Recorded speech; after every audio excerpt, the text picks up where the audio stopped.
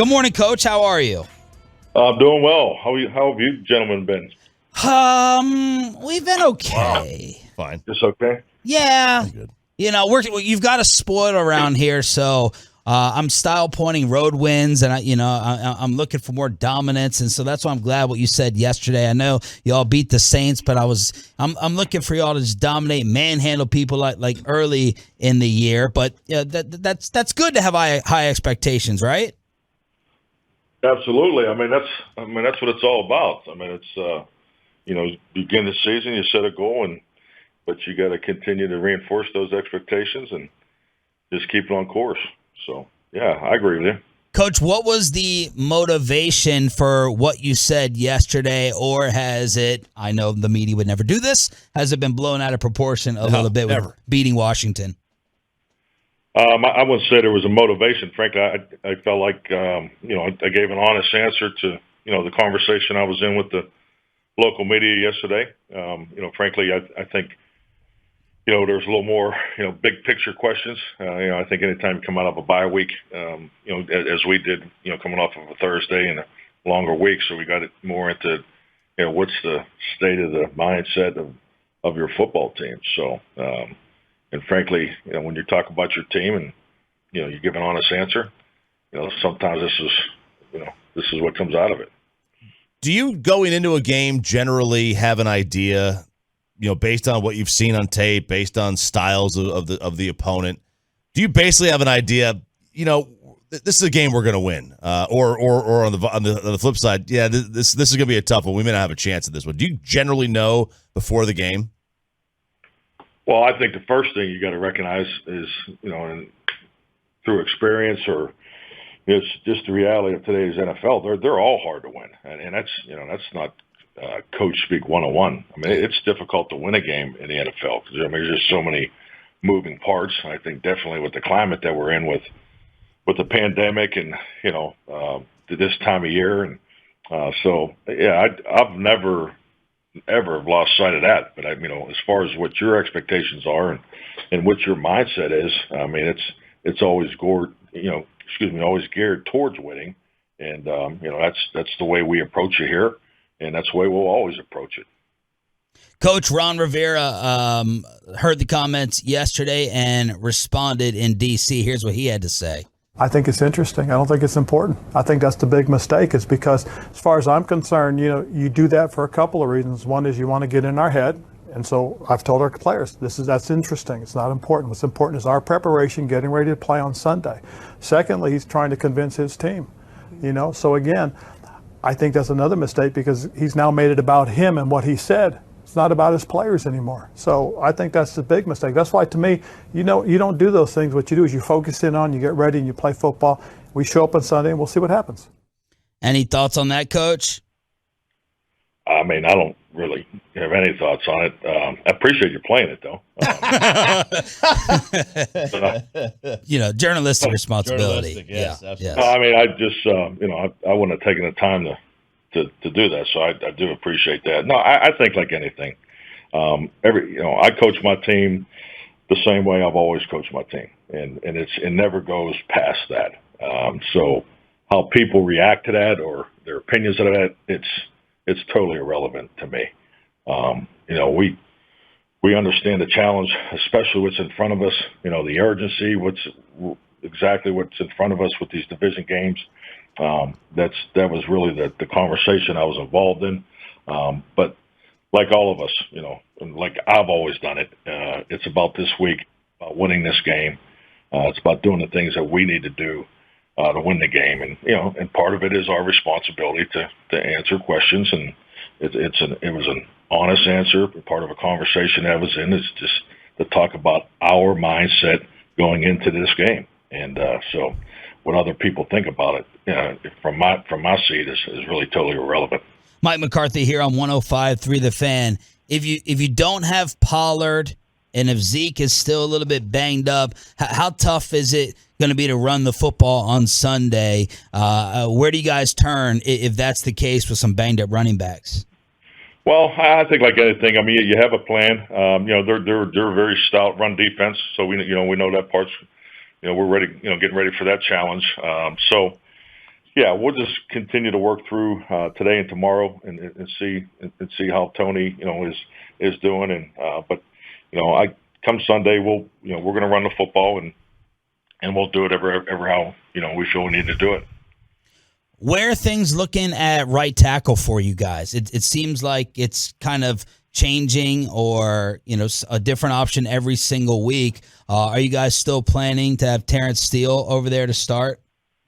Yeah, frankly, I doing starting lineups on Fridays is not really. I don't think this is what this is about. But well, Coach, we have to ask you. I mean, it's a big question. Well, I'm trying to give you the answer. Well, I thought you were trying to say that it shouldn't be asked.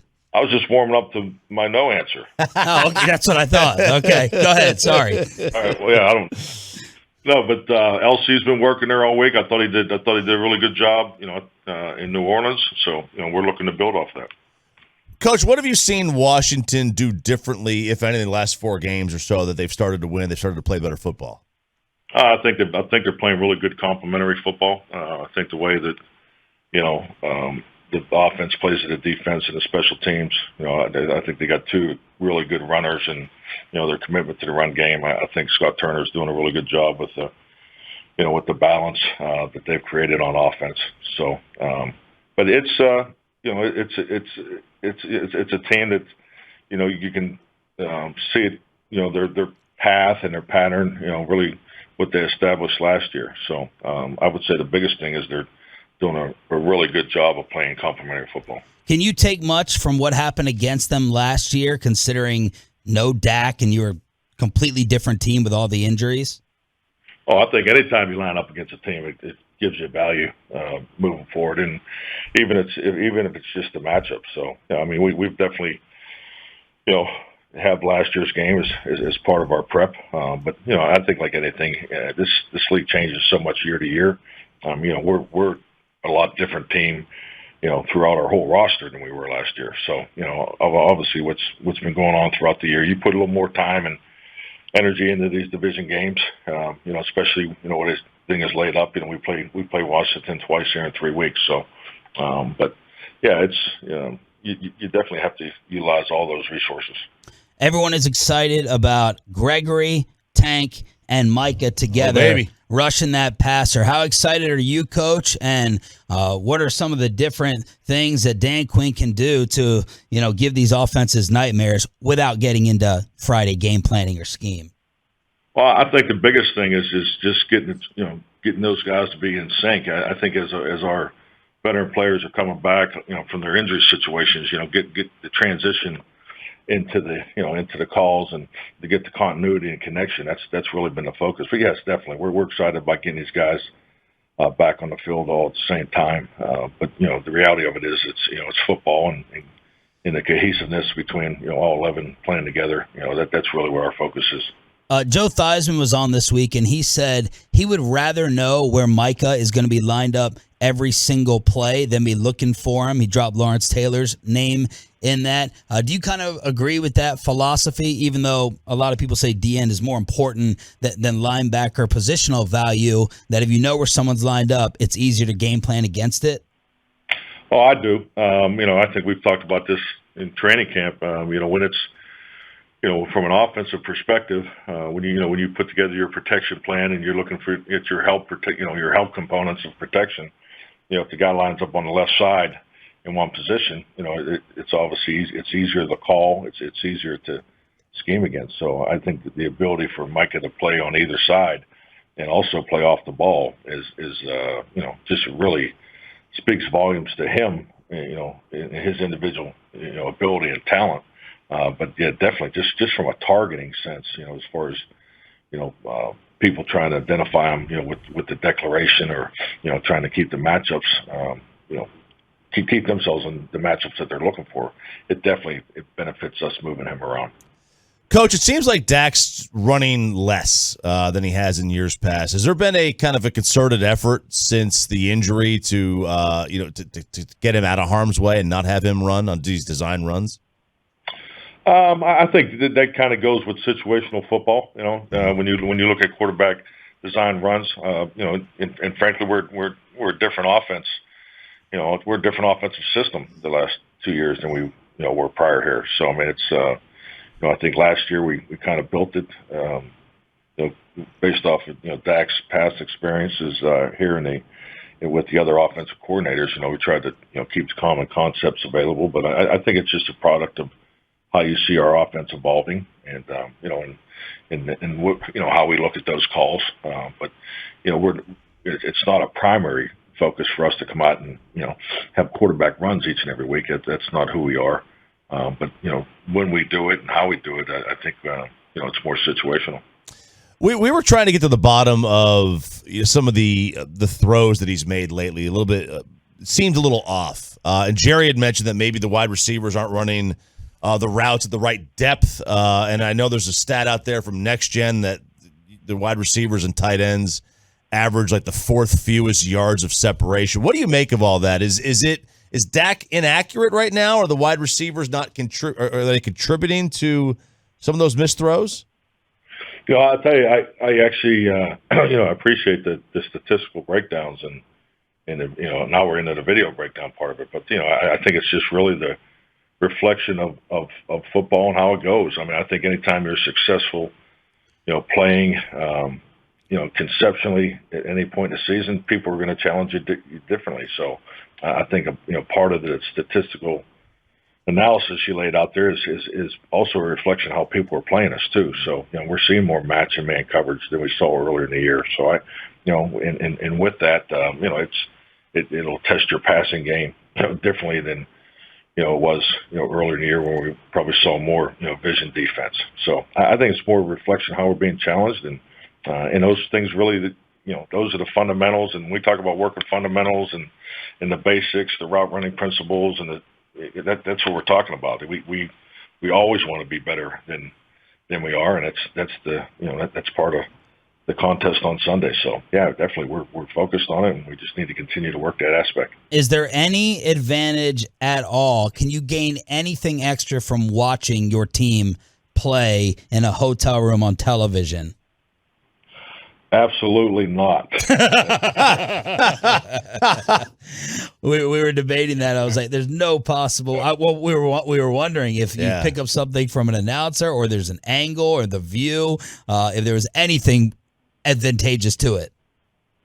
I'll tell you. I mean, there'll be a day that I'll be a full-time fan, and I'll tell you, I think I got a great foundation to be that guy. So, I mean, I truly understand what the Monday morning quarterbacks feel, during the course of a game. So it's, it's an experience that I never want to revisit again. But I'm definitely glad it's over. Like, do y'all hear the broadcast? Like, when you go back and watch the game, and I'm sure you watch the game more than one time, like, do you hear the announcers at any point? I don't. I mean, we have the ability to cut our coach's tape and have the TV copy. So, I mean, I watch the TV copy more for the angles, and the up close, more for the camera angles are phenomenal that the TV gives you, particularly in the, when you're talking about technique and the fundamentals, the things you're looking for there. But, some people watch the game and care about the comments, but that's something I've never really got into. Were you dead quiet, or were you yelling at the TV? I was competing as a fan for my football team. All right, well put. Coach, thank you for the time. Good to have you back. Oh, last thing. Last time you joined us, did you know your testing status, or did you get tested after our interview? We were curious. I'll tell you, that's a great question, because I literally, because I do another show after this. I literally was sitting here in the middle of the show when I got the text, when I got the result. So it was actually after our show right here. But yeah, so that was weird. That was different. So, that's when I got the news. Thank you, Coach. Have a good trip. We'll talk to you next week. Thank you. Take care, man.